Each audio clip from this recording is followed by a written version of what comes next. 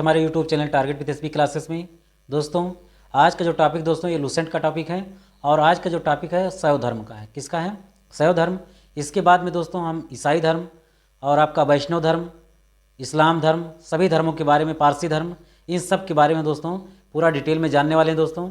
ठीक है, इनकी महत्वपूर्ण विशेषताएं क्या हैं, इसमें कौन कौन से टॉपिक जो है इतने महत्वपूर्ण हैं और प्रश्न कहाँ से अक्सर पूछ लिए जाते हैं, तो इन सब के बारे में दोस्तों आज हम डिटेल में जानने वाले हैं दोस्तों।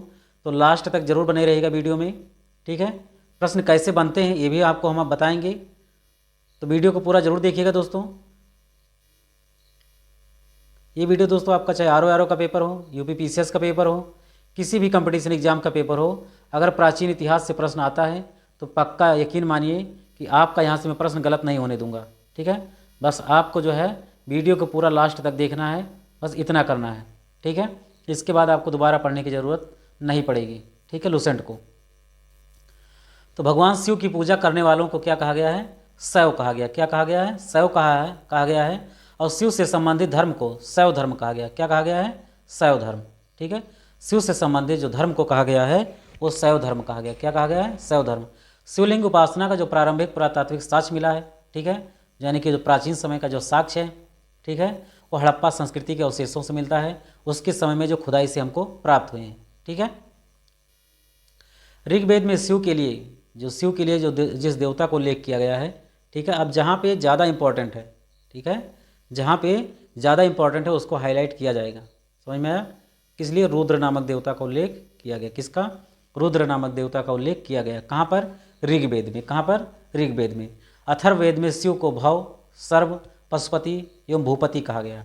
अथर्ववेद में शिव को भव, सर्व, पाशुपति और भूपति कहा गया। ठीक है, अब ये लाइन उतनी इंपॉर्टेंट नहीं है, यकीन मानिए ये लाइन उतनी इंपॉर्टेंट नहीं है। ठीक है, ये लाइन आपकी इंपॉर्टेंट थी। अब इसके बाद में जो इंपॉर्टेंट है दोस्तों वो ये है कि लिंग पूजा का जो स्पष्ट पहला जो वर्णन मिलता है वो मत्स्य पुराण में मिलता है। किस में मिलता है? मत्स्य पुराण में मिलता है। ये इस चीज़ को जो है काफ़ी ज़्यादा मायने रखता है ये लाइन। लिंग पूजा का जो स्पष्ट यानी कि जो शिवलिंग है उसकी जो पूजा का स्पष्ट जो वर्णन मिलता है वो मत्स्य पुराण में। समझ में आया? सभी पुराणों में मत्स्य पुराण जो है वो सबसे प्राचीन पुराण है, ये सभी लोगों को पता है। ठीक है, पुराणों की संख्या कितनी है? 18 है। कितनी है? 18 है। ठीक है, अगला पॉइंट देखिएगा दोस्तों, महाभारत के अनुशासन पर्व से भी लिंग पूजा का वर्णन मिलता है। ठीक है, एक अनुशासन पर्व है दोस्तों, इससे भी लिंग पूजा का स्पष्ट वर्णन मिलता है। ये लाइन कोई इतनी खास महत्वपूर्ण नहीं है। रुद्र के पत्नी के रूप में पार्वती का नाम तैत्तिरीय आरण्यक में मिलता है। ठीक है, यानी कि भगवान शिव की जो पत्नी है पार्वती, उनका जो नाम मिलता है तैत्तिरीय आरण्यक में मिलता है। ठीक है, ये काफ़ी इंपॉर्टेंट है। ठीक है, अगला जो पॉइंट दोस्तों, शिव की पत्नी की सौम्य रूप है पद्मा, पार्वती, उमा, गौरी, भैरवी। ये सब किसके नाम है? शिव की पत्नी के सौम्य रूप हैं। वामन पुराण में शैव संप्रदाय की संख्या कितनी बताई गई है? 4। कितनी? 4 बताई गई है। एक है पाशुपत, दूसरा है कापालिक, तीसरा है कालामुख, चौथा है लिंगायत। ठीक है, अब ये लाइन जो है काफ़ी महत्वपूर्ण है। ठीक है, ये चीज़ क्या है यहाँ पर ज़्यादा महत्वपूर्ण है कि वामन पुराण में शैव संप्रदाय की संख्या कितनी है? 4 है। कितनी है? 4। कौन सा? पाशुपत, दूसरा है कापालिक, तीसरा है कालामुख, चौथा क्या है? लिंगायत। ठीक है, पाशुपत संप्रदाय शैवों का जो है यानी कि शैव धर्म का सबसे प्राचीन संप्रदाय है। इसके मानने वाले इसके क्या है? सबसे प्राचीन है। इसके जो संस्थापक थे यानी कि पाशुपत संप्रदाय के, वह दोस्तों आपका लकुलिस। क्या नाम है? लकुलिस। इस चीज़ को कभी मत भूलिएगा कि जो पाशुपत संप्रदाय के जो संस्थापक हैं वो लकुलिस जी हैं। कौन है? लकुलिस, जिन्हें भगवान शिव के 18 अवतारों में से एक माना जाता है। ठीक है,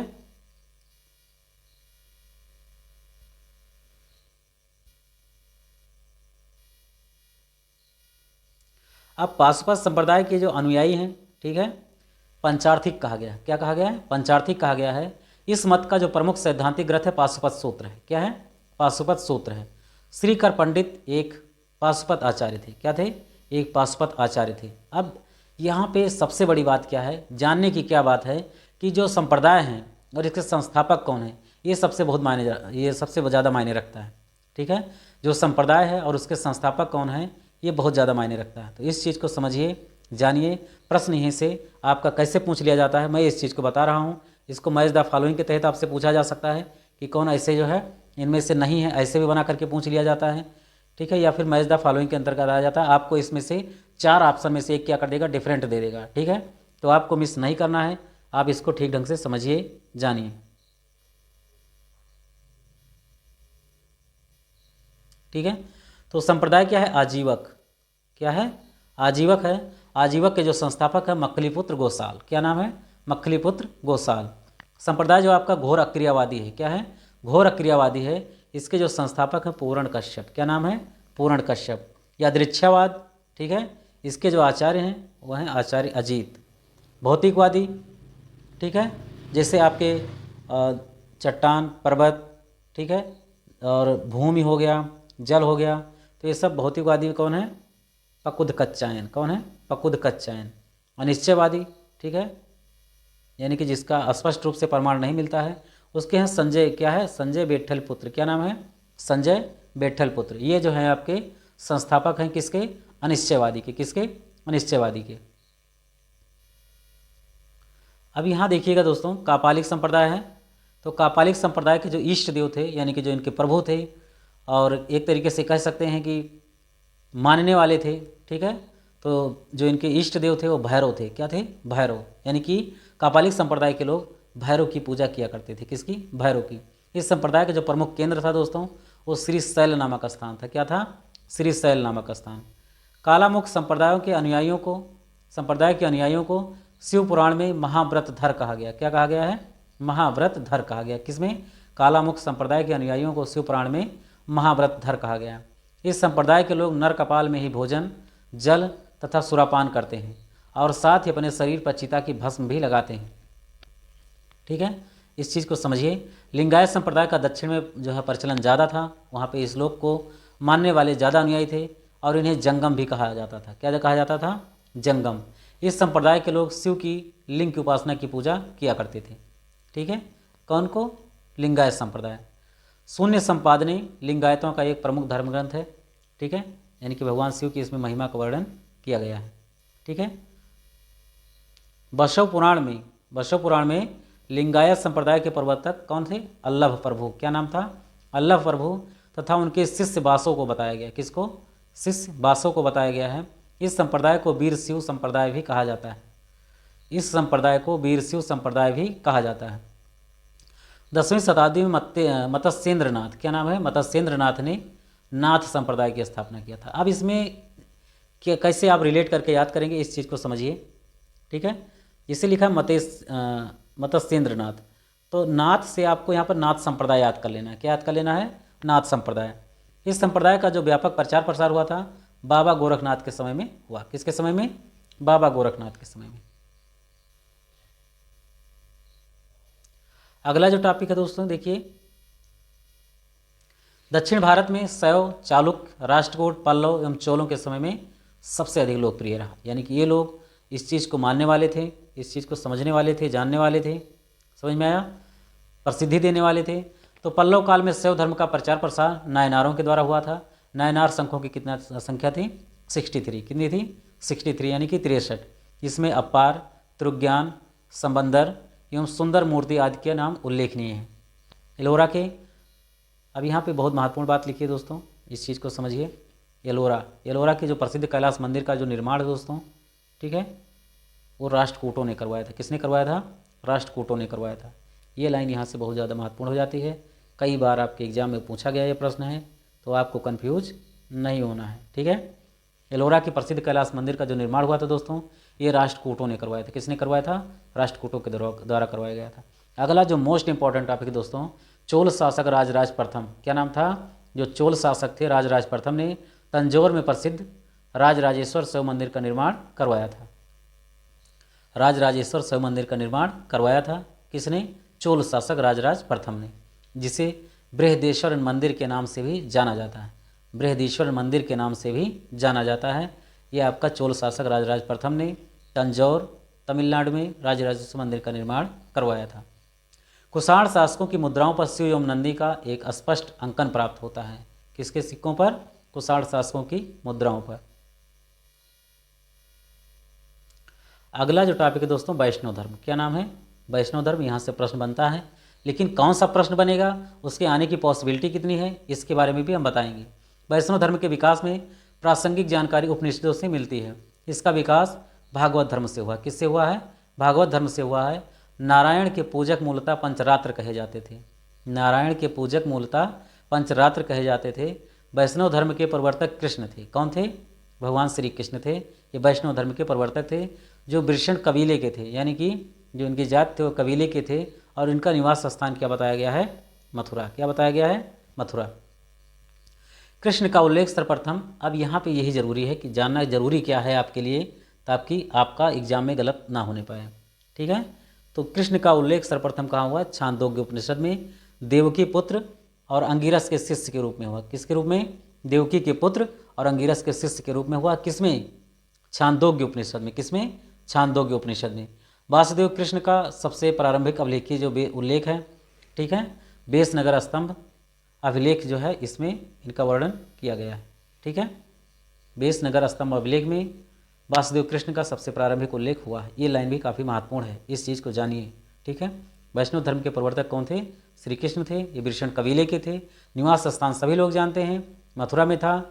और जो अच्छी जानकारी मिलती है दोस्तों, उपनिषदों से मिलती है। कृष्ण का जो सर्वप्रथम उल्लेख है दोस्तों, छांदोग्य उपनिषद में। किसमें? छांदोग्य उपनिषद में देवकी पुत्र और अंगिरस के शिष्य के रूप में इनका वर्णन हुआ है। कौन सा अभिलेख है? बेसनगर स्तंभ अभिलेख। कौन सा? बेसनगर स्तंभ अभिलेख में इनका वर्णन पाया गया है। ठीक है, अब विष्णु के 10 अवतारों का उल्लेख मत्स्य पुराण में मिलता है। विष्णु के 10 अवतारों का उल्लेख, जो पुराणों का जो सबसे प्राचीन पुराण है पुराणों में, वो है आपका मत्स्य पुराण। क्या है? मत्स्य पुराण। और इनमें आप यहाँ पे देख सकते हैं कि कैसे जो है 10 अवतारों का यहाँ पर उल्लेख किया गया है। एक है मत्स्य, ठीक है, मछली के रूप में। फिर है कूर्म, कूर्म का मतलब जानते हैं, कछुए के रूप में। बराह, जिसे कहते हैं कि सुअर के रूप में हुआ था जन्म दोस्तों, सभी लोग जानते हैं। नरसिंह, यानी कि नरसिंह। वामन, परशुराम, राम, बलराम, बुद्ध एवं कल्कि। अगला अवतार जो अवतरित होने शेष हैं वो कल्कि के रूप में ही होगा। ठीक है, गुप्त काल में विष्णु का 12 अवतार सर्वाधिक प्रसिद्ध था। गुप्त काल में विष्णु का जो 12 अवतार था, समझ में आया, वो सर्वाधिक प्रसिद्ध था। कब हुआ था? गुप्त काल में। इस चीज़ का भी उल्लेख जानिए। अगला जो पॉइंट है दोस्तों, यहाँ पे समझने की बात है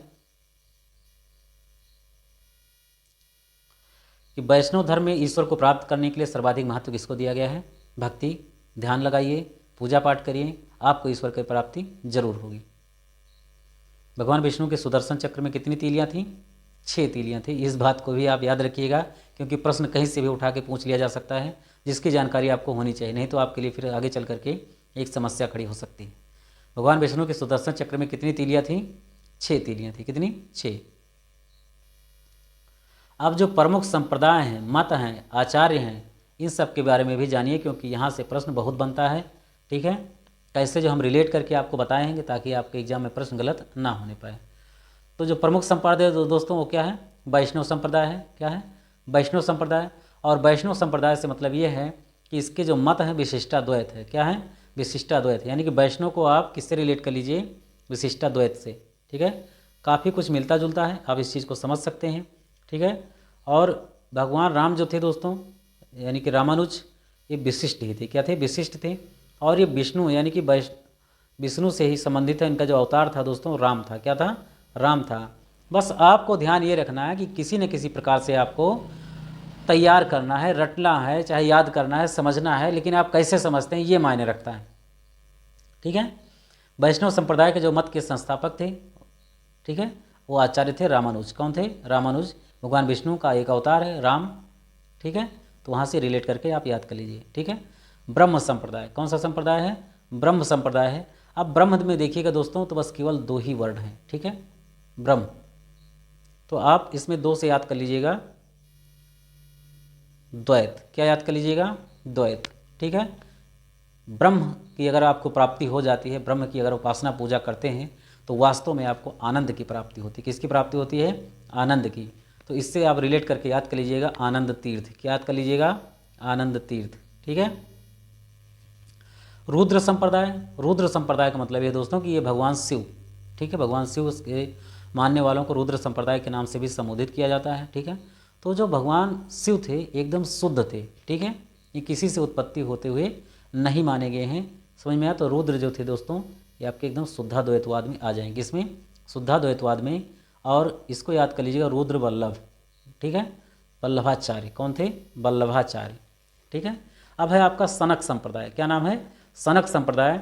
सनक का मतलब क्या होता है, सनकी होता है, यानी कि यहाँ पर समझ लीजिए कि क्या है, द्वैताद्वैत। अब यहाँ पे यानी कि दो चीज़ों का प्रतिपादन करने वाला, दो चीज़ों को मानने वाला, ठीक है, यानी कि वो सनकी टाइप का ही होता है, किसी भी चीज़ पर निर्भर नहीं होता है। और वो एकदम नीम सा क्या होता है, कड़वा होता है, नीम सा कैसा होता है, कड़वा होता है। तो सनक संप्रदाय को आप ऐसे याद कर लीजिएगा, द्वैताद्वैतवाद यानी कि इसमें सनकी टाइप के होते हैं, इसमें डबल माइंड होता है एक तरीके से कह लीजिएगा, एक भी तरफ क्या होते हैं, स्थिर नहीं होते हैं। और फिर क्या है ये, निम्बार्क, यानी नीम से क्या होते हैं, कड़वे होते हैं, निम्बार्क। क्या नाम है, आचार्य निम्बार्क, ठीक है।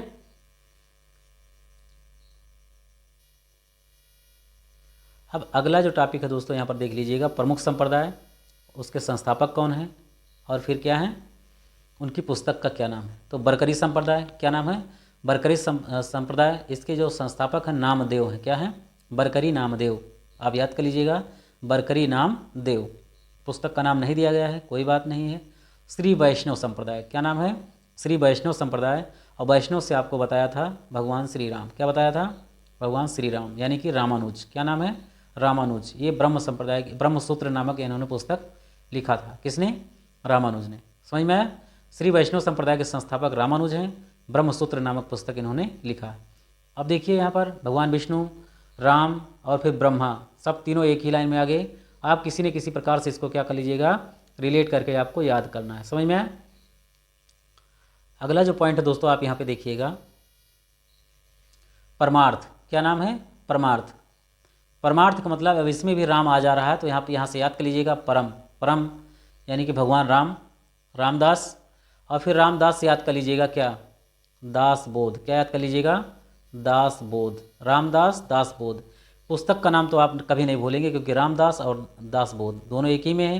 परमार्थ यानी कि परम की अर्थ अगर आपको प्राप्ति हो जाती है, इसके बारे में आपको अच्छे ढंग से जानकारी हो जाती है, तो आपको भगवान राम की प्राप्ति हो जाएगी, ठीक है। अब है राम भक्त संप्रदाय का क्या नाम है, राम भक्त। अब यहाँ से आपको कैसे रिलेट करके याद करना, कैसे समझना है इस चीज़ को, तो भगवान राम भक्त क्या है, रामानंद, क्या है।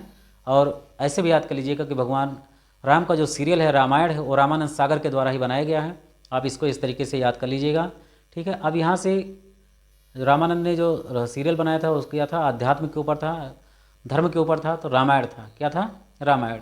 आपको किसी न किसी प्रकार से बस उसको कंठस्थ करके याद कर लेना है, इस चीज़ को आपको समझना जरूरी है। Do you understand. जो महत्वपूर्ण लाइन है जो नीचे लिखी गई दोस्तों, ठीक है, अंकोर वाट का जो मंदिर है, कंबोडिया, यानी कि पहले इसका जो पुराना नाम था कंबोज था, क्या था, कंबोज के राजा सूर्यवर्मन, ठीक, कंबोज के राजा सूर्यवर्मन प्रथम के द्वारा 1113 से 1150 में ईस्वी में बनवाया गया था। इस मंदिर में लगभग 10 फीट ऊंची भगवान शिव की मूर्ति क्या है, स्थापित है। कितना, 10 फीट ऊंची भगवान विष्णु की मूर्ति क्या है, स्थापित है। कहाँ पर, कंबोडिया में, कहाँ पर, कंबोडिया में। याद कर लीजिएगा बस, केवल ज़्यादा महत्वपूर्ण यही है कि अंकोर वाट का मंदिर कहाँ स्थित है, तो कंबोडिया यानी कि कंबोज में स्थित है। राजा सूर्यवर्मन ने बताया, किसने, सूर्यवर्मन ने बनवाया था। किससे संबंधित है, भगवान विष्णु से, किससे, भगवान विष्णु से, समझिए। अब दोस्तों इस्लाम धर्म, क्या नाम है, इस्लाम धर्म, सभी लोग जानते हैं। इस्लाम धर्म के जो प्रवर्तक थे, संस्थापक थे, हज़रत मोहम्मद साहब थे। कौन थे, हज़रत मोहम्मद साहब थे। हज़रत मोहम्मद साहब का जो जन्म हुआ था दोस्तों 570 ईसा पूर्व ईस्वी में मक्का में हुआ था। कहाँ पर, मक्का में हुआ था। इनके जो पिता का नाम था दोस्तों अब्दुल्ला नाम था, क्या नाम था, अब्दुल्ला नाम था। और माता का नाम क्या था, अमीना था, क्या था, अमीना था। हज़रत मोहम्मद साहब को 610 ईस्वी में मक्का के पास हीरा नामक गुफा में ज्ञान की प्राप्ति हुआ था, ठीक है, याद कर लीजिएगा। कब, 610 ईस्वी में मक्का के पास हीरा नामक गुफा में इनको ज्ञान की प्राप्ति हुआ था। जैसे कह सकते हैं कि भगवान गौतम बुद्ध को, समझ में आया, बोध गया में निरंजना फल्गु नदी के किनारे क्या हुआ था, इनको ज्ञान की प्राप्ति हुई थी। ऐसे ही हीरा नामक गुफा में इनको ज्ञान की प्राप्ति हुई थी, मक्का के पास में ही है। अगला जो पॉइंट है दोस्तों, 24 सितंबर 622 को 24 सितंबर 622 को पैगंबर से के मक्का से मदीना की यात्रा जो है, कहाँ से, मक्का से जो मदीना की यात्रा है, इस्लाम जगत में मुस्लिम सम्मत हिजरी सम्मत के नाम से जाना जाता है। ठीक है, 622 ईस्वी को मुस्लिम सम्मत हिजरी सम्मत के नाम से जाना जाता है, जब पैगंबर साहब ने मक्का से मदीना की यात्रा में किया था। ठीक है, अगला पॉइंट है दोस्तों, मोहम्मद की जो शादी हुई थी दोस्तों, इन्होंने शादी भी किया था खदीजा नामक विधवा से किया था। ठीक है, किससे, खदीजा नामक विधवा से किया था, इस बात को भी आप याद रखिएगा। मोहम्मद की जो पुत्री थी फातिमा, क्या नाम था, फातिमा। दामाद का क्या नाम था, अली। दामाद का क्या नाम था, अली नाम था। देवदूत जिब्रियल ने पैगंबर मोहम्मद को कुरान जो है अरबी भाषा में संप्रेषित किया था। किसने, देवदूत जिब्रियल ने पैगंबर मोहम्मद साहब को कुरान अरबी भाषा में भेजा था। समझ में आया। कुरान इस्लाम धर्म का क्या है, पवित्र पुस्तक है। ठीक है, पैगंबर मोहम्मद साहब ने कुरान की शिक्षाओं के क्या किया, उपदेश दिया। हज़रत मोहम्मद साहब की मृत्यु 8 जून 632 ईस्वी को हुआ था। कब हुआ था, 62 साल की उम्र में 632 ईस्वी को हुआ था। इन्हें मदीना में ही क्या हुआ, दफनाया गया। क्यों, क्योंकि वो मक्का से मदीना चले गए थे। मोहम्मद साहब की मृत्यु के बाद इस्लाम जो है सुन्नी और शिया नामक क्या हुआ, 2 संप्रदायों में डिवाइड हो गई। सुन्नी उन्हें कहते हैं जो सुन्ना में विश्वास करते हैं, और सुन्ना पैगंबर मोहम्मद साहब के कथनों और कार्यों का क्या है, विवरण है। समझ में आया। जो पैगंबर साहब ने जो कथन कहे थे, जो लोगों के बीच में भाषण दिया था, उपदेश दिया था, और जो उनके कार्य हैं, उन्हीं को सुन्नी कहते हैं। क्या कहते हैं, सुन्नी। और सिया कौन थे दोस्तों, सिया जो है अली की शिक्षाओं में विश्वास करते हैं, जो उन्होंने शिक्षा दिया लोगों को, धार्मिक उपदेश दिया, कैसे जीवन बिताना चाहिए, उनके कर्म क्या होने चाहिए, कैसे लोगों के बीच में अपना प्रचार प्रसार करना चाहिए, कैसे इस्लाम धर्म को आगे बढ़ाना चाहिए। तो इन सब के जो शिक्षा है उन्होंने जो दिया लोगों को, वास्तविक जगत में वास्तविक दुनिया कैसी है, कैसे इससे लोगों को निपटना चाहिए, जीना चाहिए, ये सब सिया कहलाए। क्या कहलाए, सिया। उन्हें मोहम्मद साहब का न्याय सम्मत उत्तराधिकारी मानते थे। समझ में आया कि उनके उत्तराधिकारी हैं, ठीक है, इनके जो वंश को चलाने वाले हैं, वो कौन है, सिया है। कौन है, सिया। अली जो थे दोस्तों मोहम्मद साहब के दामाद थे। क्या, कौन थे, अली जो थे वो मोहम्मद साहब के दामाद थे। अगला जो पॉइंट दोस्तों, अली की हत्या हो गई थी। कब, अली की क्या हो गई, हत्या हो गई। कब हुआ था, 661 ईसा पूर्व में, 661 ईस्वी में। कब, 661 ईस्वी में। अली के पुत्र हुसैन, तो यही कहते नहीं हैं कि अली हुसैन, अली हुसैन, तो यही सब इन्हीं का जो है नाम लेकर के क्या करते हैं, अपने आप को वहाँ पर संबोधित करते हैं। ठीक है, तो 661 ईसा पूर्व में जो है ईस्वी में अली की हत्या कर दी गई, और अली के पुत्र हुसैन की हत्या 680 ईस्वी में करबला। करबला कहाँ दोस्तों, इराक नामक स्थान पर है। कहाँ है, इराक नामक स्थान पर है। तो करबला इसीलिए ज़्यादा फेमस है दोस्तों, क्योंकि वहाँ पर अली के पुत्र हुसैन की हत्या हुई थी। ठीक है, इन दोनों हत्या ने सिया को एक निश्चित मत का रूप दे दिया। जब किसी की हत्या हो जाती है, समझ में, तो वो चीज़ और भी फेमस हो जाता है। चाहे पहले वो दबा ही रहे, उसका नामो निशान न रहे, लेकिन मान लीजिए किसी का कर्म के दौरान, अगर मान लीजिए कोई कर्म अच्छा कर रहा है, उसके दौरान अगर उसकी डेथ हो जाती है या उसको मार दिया जाता है, तो फिर वो इतिहास के पन्नों में हमेशा हमेशा के लिए अमर हो जाता है। समझ में आया। पैगंबर साहब के उत्तराधिकारी क्या कहलाए, खलीफा कहलाए। क्या कहलाए, खलीफा। इस्लाम जगत में खलीफा पद 1924 तक रहा। कब तक, 1924 तक रहा। और आप सभी लोग जानते हैं कि भारत का जो असहयोग आंदोलन था 1 अगस्त 1920 को शुरू हुआ था। ये सब खलीफा के जो स्वतंत्रता थी उनको छीनने के लिए था। अंग्रेज लोग, ब्रिटिशर्स लोग इनकी स्वतंत्रता को क्या कर रहे थे, छीन रहे थे। समझ में आया। तो इसी को लेकर के खिलाफत आंदोलन हुआ था। क्या हुआ था, खिलाफत आंदोलन हुआ था। इसका जो पूरे विश्व का इस्लाम धर्म का जो संचालन चलता था वो टर्की से चलता था। कहाँ से, तुर्की से चलता था। समझ में आया। तो 1924 में तुर्की शासक मुस्तफ़ा कमाल पाशा ने इसको क्या कर दिया, समाप्त कर दिया। ठीक है, इब्न इसाक ने सर्वप्रथम पैगंबर साहब के जीवन चरित्र लिखा था। इस चीज़ को याद कर लीजिएगा कि इब्न इसाक जो थे, पैगंबर साहब की जीवन चरित्र किसने लिखा था, इब्न इसाक ने। किसने, इब्न इसाक ने। मोहम्मद साहब पैगंबर के जन्म दिवस पर क्या मनाते हैं, ईद ए मिलाद उन नबी। क्या मनाया जाता है, ईद ए मिलाद उन नबी मनाया जाता है पैगंबर साहब के जन्म दिवस पर। समझ में आया। अगला जो पॉइंट है दोस्तों, भारत में सर्वप्रथम इस्लाम का आगमन जो हुआ था अरबों के जरिए हुआ। कब हुआ था, अरबों के जरिए हुआ। कहने का मतलब क्या है, जब अरब निवासी 712 ईस्वी में, ठीक है, क्या हुआ था, भारत में जब आक्रमण किया था सिंध पर मोहम्मद बिन कासिम के नेतृत्व में, तब धीरे धीरे क्या हुआ, इस्लाम का जो आगमन हुआ वो भारत में हुआ था। ठीक है। नीचे लिखा भी है 712 ईस्वी में अरबों ने सिंध को जीत लिया और सबसे पहले भारत के इसी भाग में इस्लाम एक महत्वपूर्ण धर्म बना। कहाँ पर? सिंध, जो आजकल पाकिस्तान प्रांत में पड़ता है सिंध। नमाज के दौरान मुसलमान मक्का की तरफ मुँह करके खड़े होते हैं। किस तरफ? मक्का की तरफ मुँह करके खड़े होते हैं, जो कि पश्चिम में पड़ता है। ठीक है, मक्का की ओर की दिशा को किबला कहा जाता है। क्या कहा जाता है? किबला। इस बात को भी आप ध्यान दीजिएगा।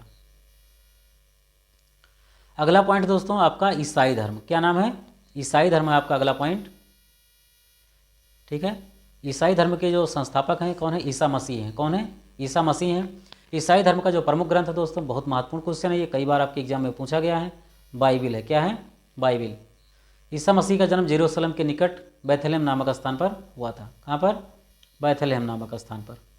ईसा के जन्म दिवस को क्रिसमस के रूप में मनाया जाता है, समझ में? यानी कि 25 दिसंबर को ईसा मसीह के जन्म दिवस को क्रिसमस के रूप में मनाया जाता है।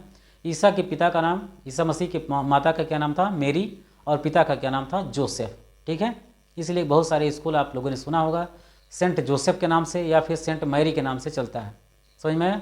तो ये सब ईसा मसीह के माता और पिता का ही क्या है? नाम है। ईसा ने अपने जीवन के प्रथम 30 वर्ष एक बढ़ई के रूप में बैथलेहम के निकट नाजरेत में बिताए थे। ठीक है, फिर उनको वास्तविक ज्ञान की प्राप्ति हुआ और फिर अपने धर्म का प्रचार प्रसार करने के लिए लग गए। इनके जो प्रथम 2 शिष्य थे दोस्तों वो थे एंड्रूस और पीटर। क्या नाम था? एंड्रूस और पीटर। ईसा मसीह को सूली पर रोमन गवर्नर पोंटियस ने चढ़ाया था। किसने चढ़ाया था? रोमन गवर्नर पोंटियस ने। ये भी काफ़ी ज़्यादा महत्वपूर्ण है। ईसा मसीह को 33 ईस्वी में सूली पर चढ़ाया गया था। कब चढ़ाया गया था? 33 ईस्वी में सूली पर चढ़ाया गया था। दोस्तों एनो डोमिनी जो आपका एडी पड़ता दोस्तों, वो 1 जनवरी सन 1 से ही माना गया, यानी कि ईसा मसीह के जन्म के कुछ दिनों के बाद से ही है। ठीक है, 25 दिसंबर के बाद, क्योंकि वो महीना ठीक नहीं था, ठीक था ये नहीं कह रहे हैं, लेकिन 5 दिन ही बचा हुआ था, तो 1 जनवरी सन 1 से क्या मान लिया गया? ईसा मसीह का ईस्वी मान लिया गया। तभी से क्या है? प्रचार प्रसार इसी का ऐसे ही चलता आ रहा है। ग्रेगोरियन कैलेंडर में इसको एक पर्याप्त और उचित जगह दी गई है। कहने का तात्पर्य है कि इनके जन्म के पहले की घटनाएं, बिफोर क्राइस्ट यानी कि ईसा मसीह के जन्म की पहले की घटनाएं जो हैं ये मानी गई हैं। ठीक है, लेकिन 25 दिसंबर सन 1 से मतलब जो है 5 दिन के बाद, 6 दिन के बाद उसके जनवरी से लेकर के फिर वही जो है चला रहा है ईस्वी। ठीक है, क्या चला रहा है? ईस्वी। और उसके पहले क्या था? ईसा पूर्व। क्या था? ईसा पूर्व। तो इस चीज़ को आपको भूलना नहीं है कभी भी, और ना ही आपको कन्फ्यूज होकर के इसको गलत करना है। ईसा मसीह को, ईसाई धर्म का जो सबसे पवित्र चिन्ह है वो क्या है? क्रॉस। क्या है? क्रॉस है। क्रॉस आपने अक्सर देखा होगा, कैसा रहता है? ऐसे रहता है। ठीक है, ये आप लोगों इसको जानते हैं, बहुत सारे लोग इसको पहने भी रहते हैं। ईसाई धर्म को जो लोग मानने वाले होते हैं, ईसाई त्रित्व में विश्वास करते हैं। किसमें? त्रित्व में। वह है कौन से हैं दोस्तों? वह है ईश्वर पिता, ईश्वर पुत्र, ईसा, ईश्वर पवित्र आत्मा। इन सब तीनों चीज़ों को क्या किया गया है? इसमें वैल्यू दी गई है। ईश्वर पवित्र आत्मा। 12वीं शताब्दी से फ्रांस के आरंभिक भवनों की तुलना में अधिक ऊंचे व हल्के चर्चों के निर्माण प्रारंभ हुए थे। वास्तुकला की यह शैली गोथिक शैली के नाम से भी जानी जाती है। इस वास्तुकला शैली के सर्वोत्कृष्ट जो उदाहरण हैं उनमें पेरिस का नाट्रेडम, ठीक है, नाट्रेडम चर्च बहुत ज़्यादा महत्वपूर्ण है। कहाँ पड़ता है दोस्तों? पेरिस में। और ये वास्तुकला की कौन सी शैली है? गोथिक शैली के नाम से ये जाना जाता है। ठीक है, अगला पॉइंट दोस्तों पारसी धर्म। क्या नाम है? पारसी धर्म। पारसी धर्म के जो पैगंबर थे जरथुष्ट थे। कौन थे? जरथुष्ट थे। ये ईरानी थे। क्या थे? ईरानी थे, यानी कि ईरान के रहने वाले थे। इनकी शिक्षाओं का जो संकलन है जेंदा अवेस्ता। क्या नाम है? जेंदा अवेस्ता। ये चीज़ को आप समझिए, जानिए, ताकि आपका यहाँ से प्रश्न गलत ना होने पाए। ठीक है, कौन थे इसके संस्थापक? जरथुष्ट। और फिर प्रमुख शिक्षाओं का जो संकलन जेंदा अवेस्ता। ठीक है, ये पारसियों का धार्मिक ग्रंथ है। इनकी जो मूल शिक्षा का सूत्र है दोस्तों सद्विचार, यानी कि अच्छे विचार होने चाहिए, अच्छे वचन बोले जाने चाहिए और अच्छे अच्छे कार्य किए जाने चाहिए। ये सब पारसी धर्म के क्या हैं? विचार हैं। इनके अनुयायी एक ईश्वर अहुर को मानते हैं। किसको? एक ईश्वर अहुर को मानते हैं। इस धर्म के अनुयायियों को अग्नि पूजक भी कहा जाता है, यानी कि अग्नि की पूजा करने वाले या फिर अग्नि को बहुत ज़्यादा महत्व देने वाले, ऐसे भी इन लोगों को, अनुयायियों को ये भी कहा गया है। ठीक है, तो ये था दोस्तों आप लोगों के बीच में जो प्रमुख धर्म थे, समझ में आया। इसके बाद में मगध राज्य का जो उत्कर्ष हुआ है, फिर सिकंदर के बारे में पढ़ेंगे, और फिर ऐसे ऐसे धीरे धीरे करके आने वाले टॉपिक का क्या करेंगे, हम आगे वर्णन करते रहेंगे। तो दोस्तों वीडियो अगर अच्छा लगा होगा, पसंद आया है तो लाइक शेयर ज़रूर कीजिएगा, और चैनल पे पहली बार विजिट कर रहे हैं तो इसको सब्सक्राइब भी ज़रूर कीजिएगा। ठीक है, मिलते हैं दोस्तों अगली वीडियो में बहुत जल्द। Thanks for watching. जय हिंद।